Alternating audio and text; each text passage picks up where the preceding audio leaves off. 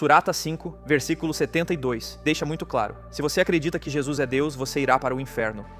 O Alcorão classifica isso como o único pecado imperdoável. O shirk, acreditar que alguém além de Alá é Deus. E o exemplo citado ali é Jesus. Então, se eu estivesse errado quanto a isso, eu iria para o inferno, para sempre. Comecei a perceber que os argumentos a favor do cristianismo eram realmente muito fortes. Mas eu não aceitei. E isso é difícil de explicar, mas o motivo pelo qual não aceitei foi por fatores subconscientes. Havia muito que eu teria de abrir mão se me tornasse cristão. Eu não percebia isso conscientemente, não estava claro na minha mente, mas havia muito que eu teria de deixar para trás. Mas o maior motivo estava no Alcorão, Surata 5, versículo 72, que deixa muito claro: se você acredita que Jesus é Deus, você irá para o inferno.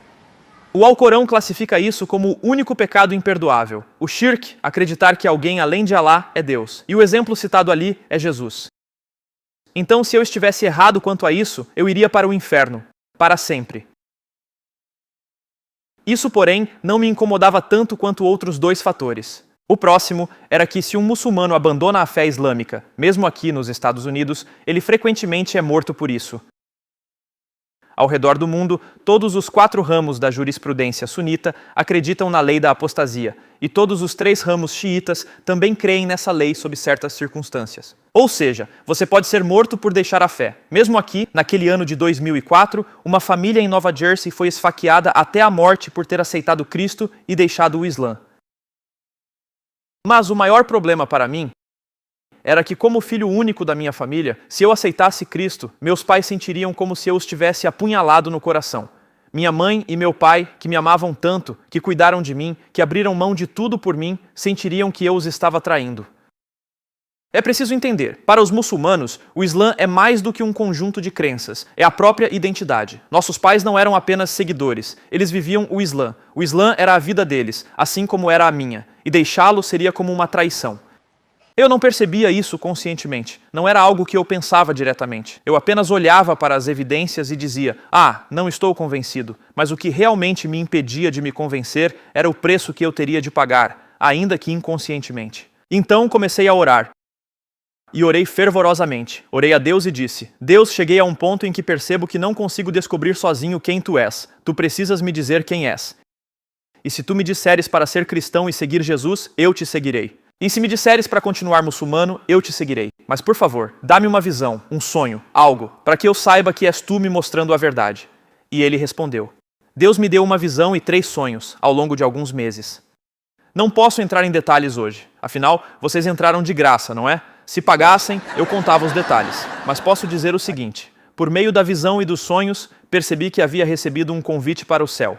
E a única maneira de aceitar esse convite, a única forma de entrar no céu, era aceitando o convite do Evangelho. Somente assim eu seria salvo. Do contrário, estaria perdido.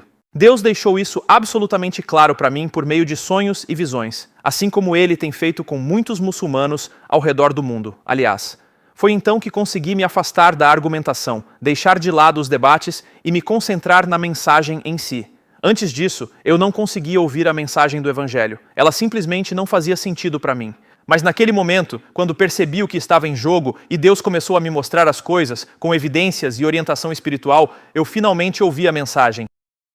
E a mensagem cristã é esta: nós nos separamos de Deus, nosso Pai amoroso, por causa dos nossos pecados. Como muçulmano, isso não fazia sentido para mim, porque como muçulmano, eu acreditava que se você fizesse algo errado, bastava fazer boas ações para compensar, como se o bem anulasse o mal. Era como, se você passar num sinal vermelho, pare 2 vezes no próximo, e está tudo certo. No fim, basta ter mais boas obras do que más, e pronto, tudo bem. Mas quando realmente ouvi e compreendi a mensagem cristã, percebi que o pecado não funciona assim. Na verdade, o que torna o pecado tão devastador é o fato de que Deus é santo. E o que significa santo? Significa separado, puro, acima de tudo. Deus está acima, além, completamente distinto de qualquer outra coisa. E quem é Deus? Deus é vida, Deus é amor, Deus é bondade, Deus é alegria, Deus é esperança, Deus é paz, Deus é propósito. E quando eu peco, o que estou fazendo é intencionalmente me afastar de tudo isso. Estou me afastando da vida, do amor, da alegria, da esperança, da paz, do propósito. Estou me desligando da fonte de toda bondade. Quando eu peco, estou destruindo minha própria alma, porque o pecado é devastador. Não é apenas algo que se pode compensar com boas ações. Afinal, devemos fazer o bem de qualquer maneira. O pecado destrói você por dentro. Quando ouvi essa mensagem e realmente a compreendi, pensei, espere um minuto, você está me dizendo que eu me separei de Deus? Então, como posso voltar?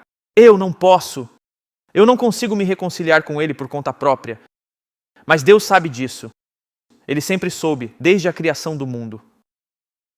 E Ele nos ama tanto que está disposto a tomar sobre si os meus pecados, as coisas que fiz contra Ele, as vezes em que lhe disse, com minhas atitudes, que não iria segui-lo, as vezes em que coloquei os meus desejos acima dos desejos do meu Criador. Ele está disposto a tomar essas mesmas coisas sobre si mesmo, porque nos ama tanto assim. Isso não faz sentido algum para a mente muçulmana. Demorei muito tempo para compreender. Simplesmente não fazia sentido, porque eu não conseguia imaginar Deus deixando o seu trono. Deus que está lá em cima, no céu, sendo adorado pelos anjos, cercado de luz, amor e glória. Por que ele viria aqui? Ele jamais viria aqui. Ele é majestoso demais para isso. Mas a mensagem cristã nos diz algo diferente. Deus não considerou a sua majestade como algo a que devesse se apegar. Filipenses 2. Ele não considerou sua posição, seu status, maior do que o seu amor por nós. Você está me dizendo que aquele que criou a vastidão do universo, vocês vivem no Colorado, vocês podem olhar para o céu à noite e ver as estrelas, brilhantes, magníficas, bilhões delas.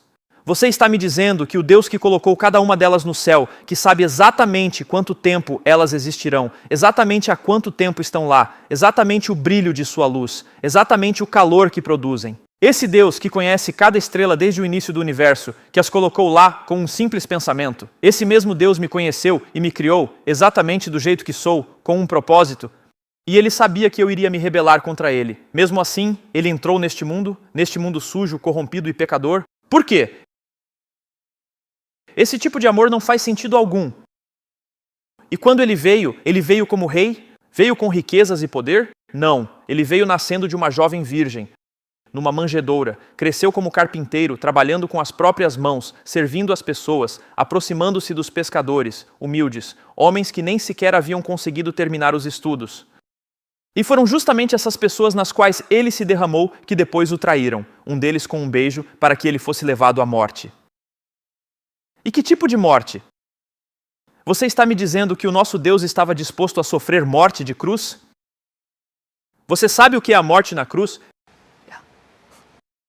É a forma mais humilhante e dolorosa de matar alguém, inventada exatamente no momento da história em que Deus diz, sim, essa morte vale a pena. Antes de colocá-lo na cruz, eles sabiam exatamente como fazer. Eles o açoitavam de um modo calculado para deixá-lo no estado mais vulnerável possível. Eles usavam um chicote romano chamado flagrum, feito de várias tiras de couro entrelaçadas. Nas pontas dessas tiras colocavam pequenas esferas de chumbo, juntamente com fragmentos de metal e pedaços de osso. De modo que, ao atingir a pele, o impacto dilatava os vasos sanguíneos e os fragmentos se cravavam na carne, arrancando pedaços de pele e carne viva a cada golpe, fazendo a pessoa sangrar profusamente e perder todas as forças. Eles faziam isso pelo corpo inteiro, de forma que ao chegar à cruz não havia energia alguma restando. Então, eles cravavam os pregos pelos nervos, destruindo as mãos e os pés, e cada vez que a vítima precisava respirar, um dos últimos fôlegos dolorosos era preciso raspar as costas, já sem pele, subindo e descendo pela madeira cheia de farpas, para conseguir puxar o ar. Deus fez isso. Ele nos ama tanto assim. É incompreensível. Mas nós sabemos que é verdade. Sabemos que é verdade. A ressurreição aconteceu. Jesus declarou ser Deus, depois ele morreu na cruz e provou sua declaração ao ressuscitar dos mortos. Deus morreu na cruz. O mesmo Deus que criou o universo sofreu aquela morte porque nos ama assim. Essa é a mensagem cristã. Essa é uma mensagem pela qual vale a pena crer. E se você me perguntar, Bill, você tinha uma vida perfeita, uma família que o amava, estava se tornando médico, tinha uma boa posição na sociedade, tudo ia bem para você. Valeu a pena? Eu digo, sim, absolutamente valeu a pena. Eu faria tudo de novo, 100 vezes, hoje mesmo.